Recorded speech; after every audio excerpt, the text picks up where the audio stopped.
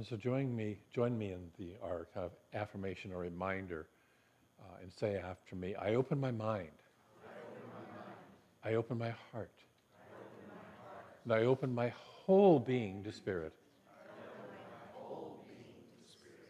We have our wonderful practitioner, Tim Robinson, is going to give us our opening prayer. And we have our other wonderful practitioner, Angelina O'Connor, who is fresh from a 10-day meditation retreat, who is here in that deep consciousness to also hold us in consciousness. So thank you. Hi, good morning, everyone. Good morning. Welcome to our online community as well. Shortly here, I will enter into prayer. It'll be followed by 2 minutes of silence, and then we'll be brought back by our music team. So please join me in prayer. Taking this deep breath in and just letting it go. And coming into this now moment, this place of awareness, and that there is only one, this one life, this one heart, this one breath that is all that there is. And it shows up as faith and abundance and prosperity and peace and humility and joy and belonging. But it is unable to be described by the limitations of our language. So I do call it that ineffable singularity. Unable to be described, unable to be contained in any way, shape, or form. But we call it God, we call it Spirit, we call it that divine spark, whatever name you want to give it. And it is all around us. It is in the way the maple sheds its palette in this October canvas, that vulnerability, and the vulnerability of the hermit crab as it exchanges shells, growing into a new form, expanding out. And in the way the eagle seems to just pull the morning out of the mountains. It is in all of these things. This divine spark is, and I am. I am of it. I am an expression of that faith, of that peace, of that power. It resides within me at all times.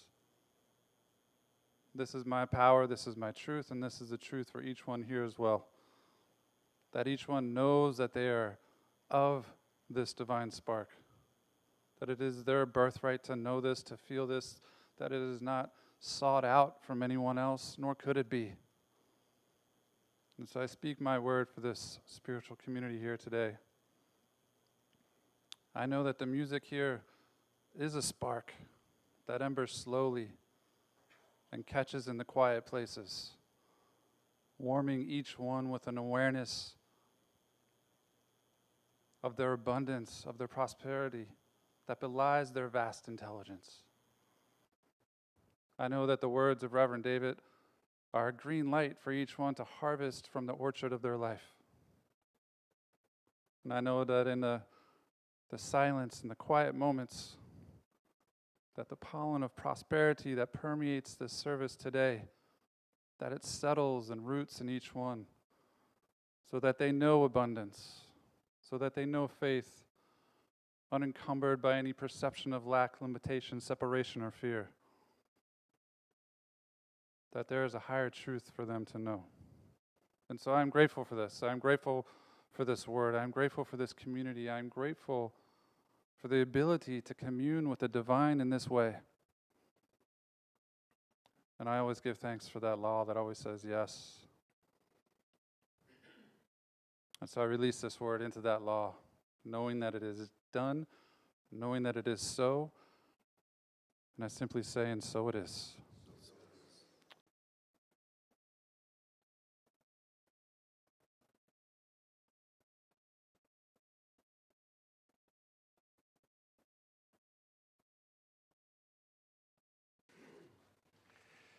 A while back, a long time ago, in a galaxy far, far away, in a little town in West Texas, kind of a smallish town in West Texas, there was a brothel. Uh-oh, we're going to talk about this in a church? And this brothel was very successful. It was very popular, it was very successful. People came from everywhere to patronize this place. And after a while, it got so successful that the madam who ran it realized that they needed to expand, right?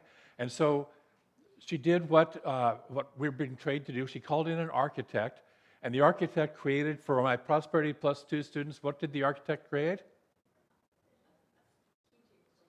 A blue print, yes, and a visual to look at, yes? See, if you want to expand your life, or a whorehouse, whichever one you want to do, the same principles work, yes? So we have a vision, we have an idea. What do you do with that vision? Again, for my Prosperity Plus students, there's 5 S's. You're working on them this week. The first thing we do is source. Whoever said that? Thank you, Tim. We source ideas about it. What do I want to do? I source ideas. So where do you think ideas came from? This madam got her most creative and top employees together, and with the architect sat down and sourced all these ideas that they had heard customers asking for in the past. We source ideas, and then we sort the ideas. Which ones do I really want to apply? And then we select which ones we want to do. We schedule it. So what did we do with the architect? What does she do with the architect? She schedules a construction crew to come in and build it, right? To make the expansion, expand the expansion. And then we finally serve it, which is the last part of the process, is once we have the new thing, we serve it up. And so she's doing this, and the construction crew is coming in, and amazingly enough, unlike our building, the what do you call it, the requirements from the county just sailed right through the what? Permits just sailed right through the commission and all that stuff. I don't know why, but it just did. And so it was expanding and expanding, and the construction was going on, and everybody was happy excepting one group. Because directly across the street from this brothel was a Baptist church. And they were always unhappy about the brothel being there. The minister was especially unhappy because on warm, sunny days, which in Texas there's a number of, they'd have the doors open and he'd be looking straight across at this brothel, and people would be going to their house instead of his house, right? And all this stuff, and it was disturbing. And it was disturbing also for certain members of the congregation because they had to enter the church through the back door so that they wouldn't be recognized by the people across the street if they walked in the front door. And so the preacher had been preaching for a long time, calling for God to smite this whorehouse, smite this place down. And so when they found out that they were doing this construction, this expansion, they were appalled. And so they called for a 24/7 prayer vigil to call on God to smite down this place of sin and terribleness. And so they started, so for weeks, there was always somebody in the church, morning, noon, night, praying for God to smite this place down. And as the construction wound up and everything was coming together, the madam scheduled a wonderful grand reopening ceremony, and all sorts of people were going to be there. The governor was reported to come down and calling, and said, "Let there be light," and got lit up, and everything. And everything was coming together, and it was wonderful. And the Baptists were so upset, so they finally called for the day before. The grand opening was going to happen on a Saturday. So the Friday before, they called for an all hands on deck prayer vigil, 24/7. Everybody in the congregation is praying for God to destroy this place. Yes, smite that place. And so they did. They prayed, and they were shouting, and they were hooping and hollering. The organ was playing as loud as it could. And the construction had finished, and it looked lovely. It was beautiful. And so that night, that Friday evening, the construction was all gone. The opening was going to happen the next morning. And the madam is walking through this newly renovated place, looking at it, all the new rooms, all the new additions to it, thinking of all the fun and the joy people were going to have in this place. And she walks out into the back garden, and they had expanded the garden, so there were now little private areas that for outdoor activities. And she's looking at that, and she's just happy and content and pleased with everything. And she's looking up in the night sky, and it's a clear Texas night sky. The stars are out all over the place. And she notices this one particular star. It's brighter than the rest. And she notices it, and then she notices that it's getting brighter. and bigger. And suddenly she realizes it's coming closer. And she's watching this star, and all of a sudden, out of this big bright light comes a bolt of lightning, and it strikes right smack in the center of the new brothel. Wood goes flying everywhere. It catches fire. It burns to the ground. Yes. And she's appalled by this. The fire department can't get there fast enough to put it out. And then she hears the Baptists across the street, and they're all lined out on the road cheering, "Yes, yay God, God works. Yes, we did it." And so she does the only thing that she can do, because she's angry about this at this point. She decides to sue the Baptist church for destroying her business. And so she hires the best legal team in Texas. And they come in to file this lawsuit, and the Baptist church gets their best legal team that they can get. And they take it all to court. And she's claiming that they destroyed her business. And the Baptist church is sitting there going, "No, we had nothing to do with that. Nothing at all. Nope, not us." And so they spent days presenting their arguments before the judge, back and forth, the lawyers went, until finally the case was done, the case was presented, and it was all handed to the judge. And he's sitting here looking at this and going, "This is a very unusual case. It's going to take me a couple days to sit with this." But what is amazing to me about this whole process is that on one side I have a madam who runs a brothel who has absolute faith in the power of prayer. And on the other side I have an entire Baptist church that doesn't believe in prayer, claims they had nothing to do with it. Our talk today is on faith.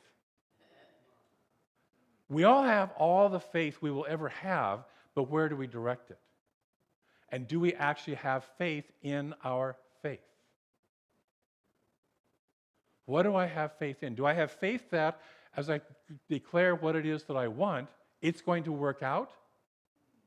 Or do I have faith that it's not? Do I have greater faith in the conditions that currently surround me, or do I have greater faith in my dream that wants to come through me? What is it that I have faith in? Where do I direct my faith? Jesus said, "According to your faith, be it unto you." So our faith is the harnessing and directing of our creative power. Linda Bremer, a couple weeks back, gave me this T-shirt, and it said, "Faith is like Wi-Fi. It's invisible, but it connects us to everything we need and want." I love this little saying. See, most people let conditioning, past events, and their view of current conditions direct this power. How many of us have ever had the experience of where we suddenly realize that our view of current conditions isn't accurate? Yeah? So we let all of that cloud ourselves. The other morning I got up and I was looking out my window and I noticed the full moon. It was the 17th. The full moon was setting right over the trees in the west. And it was beautiful. It was just lovely. And I looked out and I realized that the moon is always full. In terms of it always has the potential to reflect the light of the ever-expressing, always-on sun. Yes? It always has that potential. But then the world gets in the way.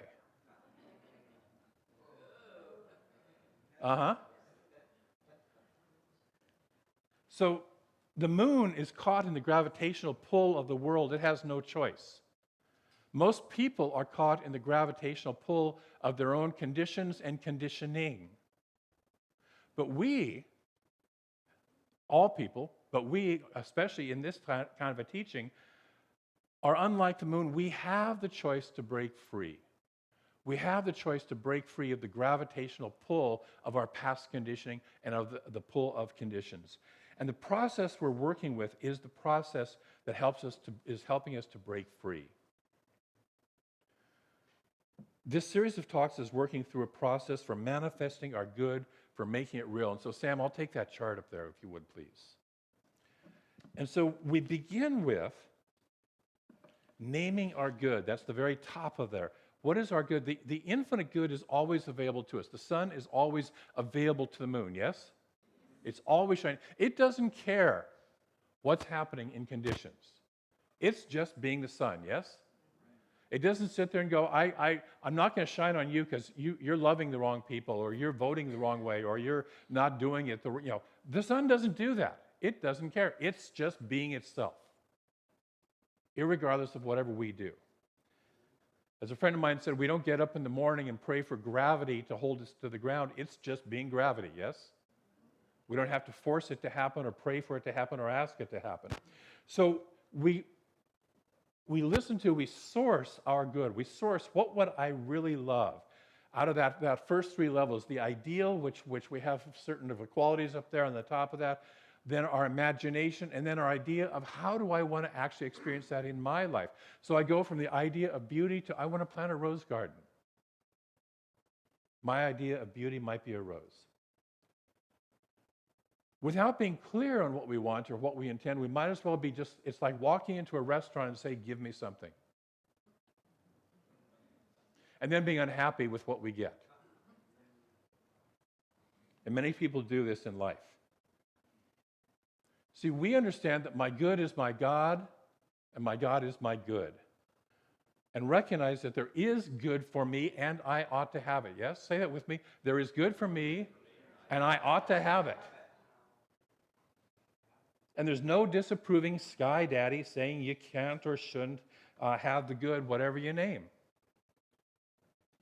After we name our good, we next encounter the challenge of what I called last week from Emma Curtis Hopkins, the conviction of absence.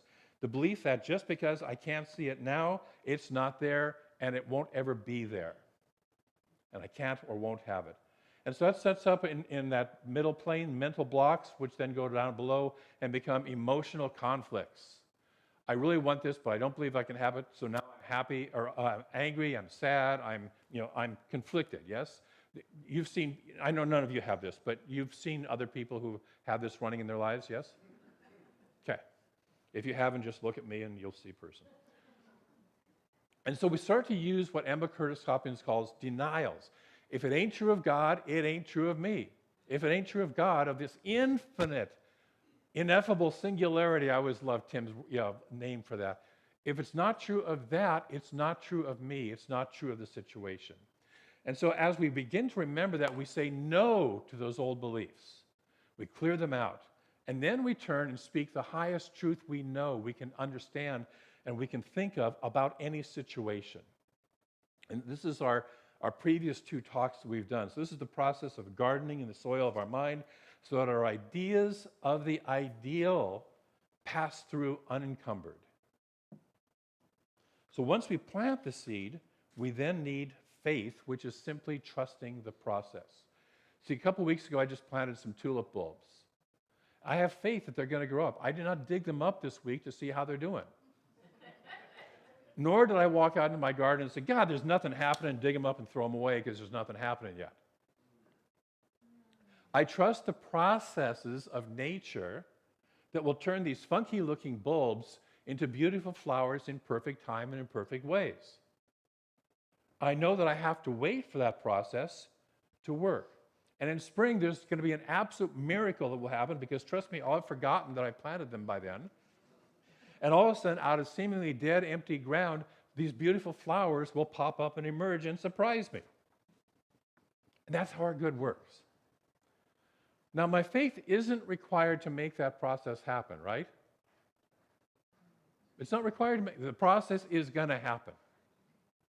My faith is required to keep me from doing something stupid, like digging them up and throwing them away because I don't see anything happening. Yes? See, if we weren't all mucked up with old beliefs and conditionings, we could just quickly and easily manifest any good that we chose. But we have this junk in our way. Yes? So it's important to understand that we're not trying to make something happen. Rather, we're making it welcome within ourselves. We're becoming the soil in which this can grow. This idea, this seed that we have planted. We're making ourselves clear channels for the ever-present flow of good, this top layer, through our lives and out into form. The work, if you will, comes in paying attention to our thinking and standing guard at the portal of our minds to allow the nutrients that support our good to grow and to block or weed out the things that do not support it. That's the work. That's the work we're all doing on a regular basis. So we continually remind ourselves of both the good that we've declared and the truth that allows it to grow. We trust that there's a process that's happening that's growing this thing that I have planted. Again, I don't have to make it happen. Now, I might be called on to take some action, but I don't have to make it, force it to happen. And it would be easy accepting that we've developed and are often supported in habits that kill off our plants. Yes? Emma Curtis Hopkins says that people often know the promise passages of the Bible where God promises this and promises that they often know those by heart, but when trouble strikes them, they have no confidence in them as the absolute truth. See, we know the power of spiritual mind treatment. We know the power of the way that we pray and other of the supportive spiritual practices that we do, and then we give up on them in the face of challenges. You know, I know that I have, and I know other people in our teaching, ministers and practitioners, who sat there and went, oh man, I should have started praying about that. This came up, and I never even thought about doing a spiritual mind treatment about it. So we don't have faith in that. But see, the challenges that come up can be the experiences that strengthen our faith. In his poem, Gold, Rumi says, your essence is gold hidden in dust. To reveal its splendor, you need to burn in the fire of love. In order to reveal the true splendor of who we are, we need to burn away the impurities that are in the way. And we do that in the fire of love. Standing in faith also reveals, as burning does, the impurities in our thinking. It calls up our stinking thinking so that we can feel guilty about it, right? No. It calls up our stinking thinking so we can change it, so we can notice it. Oh, my goodness, this is what I must be believing in order to produce these results over here. And I want to change that. And we change that with what I talked about, the denials and the affirmations, that this is not true, this is true. And all of this works together to support the natural flow of good. But again, we don't have to fight or do battle. We're just gently taking our mind and saying, no, I'm going this way. Our old habits will want to pull us back this way, but we take our mind and we say, thank you very much. I've been down that path. I've fallen into that hole enough times. I'm walking down a new street. I'm going this way.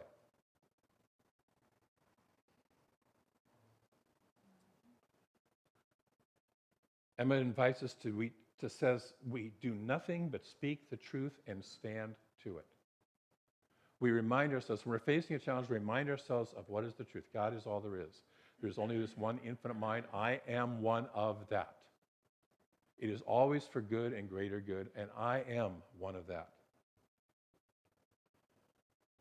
So as we move along, I want to speak to a very pervasive thought that will derail us unless it's addressed. And that is the belief in a mixture of good and evil. That there is both good and evil in the world. I could do a whole series of talks on that subject alone. I'm not going to. But trust me that that's one of the beliefs that we have. And it will cause us to have faith in two opposites that will cancel each other out. So believing in good and evil is believing in the world of appearances, where it appears that there is duality as a result of old unhealthy beliefs, and in the collective mentality, which isn't the truth. We believe in the appearances. You know, we're watching this play out all around the upcoming election, yes? Breathe. Where many are absolutely certain that if the candidate they favor doesn't get elected, the world and the country are going to go to hell. Yes? You've noticed that? You have friends who do that? I know none of you do that, but how do we know? How do we know what can we really see long-term the results? How many of us have had experiences in our lives at the time were awful, And we said, oh, this should have never happened. And 10 years down the road, we look back and say, thank God that happened. That was the best thing that ever happened to me. Yes? So how do we know that the outcome of this election or anything else in our lives, we can't see the long-term results?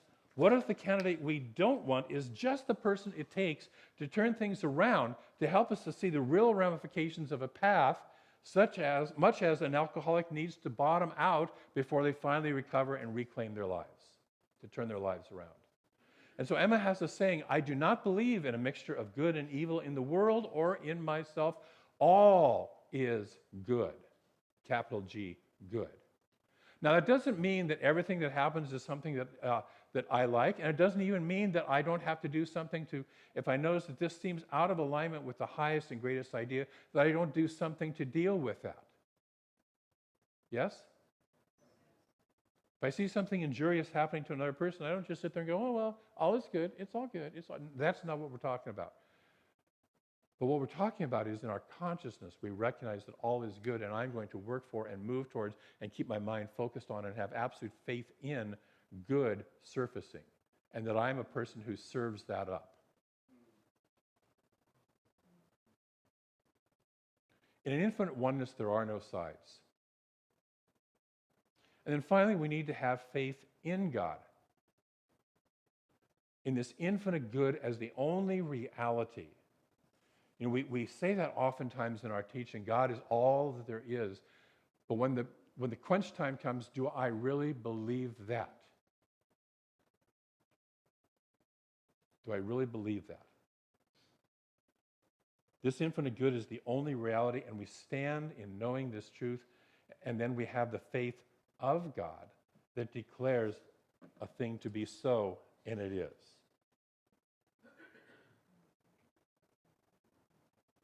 The sun is always shining on the moon. Stuff gets in the way of the moon, but the sun is still all that there is shining on it, yes? That infinite light is always available. When our middle of this chart is cleared out, is cleared of the mental blocks and the emotional conflicts, we can decree a thing and it shall be established unto you. That's out of Job. And right after that little passage in Job, he says, he who humbles himself shall be exalted, and he who is meek shall be saved. And that simply means getting my self-righteous belief in old patterns and current conditions out of the way of the flow of the divine circuits, and seeing that all is God and that all is good. So this week, one spiritual practice. And this is an affirmation for us to say together, for us to say. And I want to invite you to take this in this week. And Sam, if we can get, yes.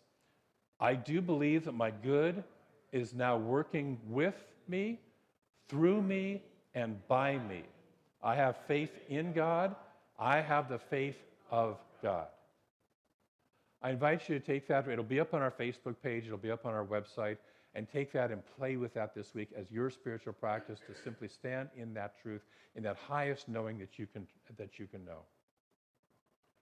And finally, I want to close with a quote from Ernest Holmes, not Emma Holmes, but Ernest Holmes, who said, "I am enfolded in the arms of God." This is literally true. If God is all there is, we are all enfolded in the nature, the arms, the presence of the divine. I'm enfolded in the arms of God. This is literally true. We don't have a duty to redeem a lost soul. We don't have a lost soul. Our obligation is to discover the nature of reality and live in accord with it and in absolute independence of the opinion of the world. Oftentimes we're afraid to live out of alignment with the opinion of the world, the opinion of other people about us, yes? We're called on to stand in something else, something that we absolutely know to be the truth. So I want to close with our affirmation. Say this with me. I have faith in God, and I have the faith of God. One more time. I have faith in God, and I have the faith of God. And so it is. So we're going to, because we're in the middle of our pledge drive, we have the wonderful Susan Kibbe. We're going to get to hear from the wonderful Susan Kibbe twice today, but she's going to come up and let us know how we're doing with our pledge drive. And then our wonderful practitioner, Tim, actually is going to come up and share why it is that he supports this center. So, Susan. Thank you for that lovely, wonderful intro. When Jennifer asked me to partner up with her to do this, and she said it was going to be super fun. And so I decided to, I knew it was super important, and I decided to, yes, have super fun doing this, even though the Mike and I have not been friends most of my life. Anyway, the first thing I would like to do is thank every single person who has already pledged or is thinking of pledging, because we get to continue to grow this congregation, the community that we so love being a part of, all the messages that we hear, all the music that we get to revel in, all the growth personally and spiritually because of pledges. And I feel so good myself that I made the choice to do this. And some of you are still contemplating that. And I encourage you to move beyond the contemplation part and actually do it. And so how are we actually doing? Oh my goodness. These are some really, really, really big and wonderful, thank you, celebratory numbers. Yes. My goodness, just between last week and this week, there's a $20,000 like that. So people are really listening and wanting to do their part. And I would love to invite Tim Robinson up to even further inspire us, if you haven't already done enough. Thank you. Thanks, Susan. Yeah, it's weird. Jennifer also told me this was going to be super fun, and so I'm embracing that right now. That's right. Yeah, so I just wanted to take a few minutes and kind of speak to why I chose Centers for Spiritual Living in Olympia and what it has meant to me. Several years ago, I was looking for a place where I could meditate with community. I'm a silence enthusiast, still am a silence enthusiast. I didn't know anything about Science of Mind at that time, or CSL, but I thought I'd check it out. And so I walked through the doors, I did the meditation, I sat through the service by Reverend David. It was fantastic, and I quickly found myself immersed in the teachings and immersed in just everything that CSL had to offer at that time. So one of the greatest gifts that I've received here has been the opportunity to work with practitioners and to become a practitioner myself. Over the years, they've helped me to navigate many pivotal moments in my life. For example, public speaking was something that I struggled with, as I've heard many people come up here before me and mention as well. But with the support of practitioners and this community, I've been able to overcome that fear and just really step out and be authentic on my own. Another life-changing experience I had was when I was looking for a home for my daughter Nevaeh and I. I had been looking for a few years, but it wasn't until I started working with practitioners that I was really able to shift my mindset. And so I used the visioning process, I worked with practitioners, I meditated, and I was seeing this house come up in my visions and my meditations and through my talks with practitioners, and I could see myself, driving down, the approach to the house. I could see the layout of it. I walked through the front door. I walked through the house itself. I just got the feel of it. And so I had never seen this particular home before, but when this house came up on the market, it looked really familiar. And as I checked it out with my daughter, as we drove to the house, I was, having these really strong feelings of deja vu. I came up to the house, just walking through the house, I was like, oh my God, this is the house that I've been seeing in my vision. It was a mere doppelganger to what I had been seeing. Like, some things were on the right, some things were on the left. I've heard, David talk about that with his experience of finding a home in Olympia. But I was like, this is the one. And from that moment on, with purchasing that home, all the external conditions and circumstances just seemed to fade. This was at a time when interest rates were, a 10-year high. The market was just crazy, but everything just seemed to fall in line for me. It was the right price. I myself got a phenomenal interest rate, and just the permitting, as you're mentioning in your story, just everything lined up, and it was perfect. But I credit that almost completely to the mindset shift that I had with working with practitioners, and also the fundamentals of just the science of mind teachings. I'm also immensely grateful for Adrian and the children's program here at CSL. I've seen the positive impact it has had on my daughter, Nevaeh.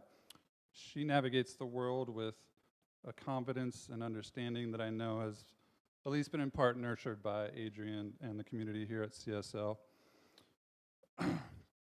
I was watching the Rock and Roll Hall of Fame last night.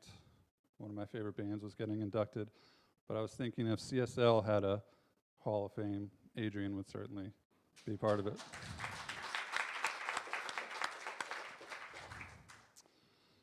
Yeah, so the application of spiritual principles has also deeply shaped how I live day to day.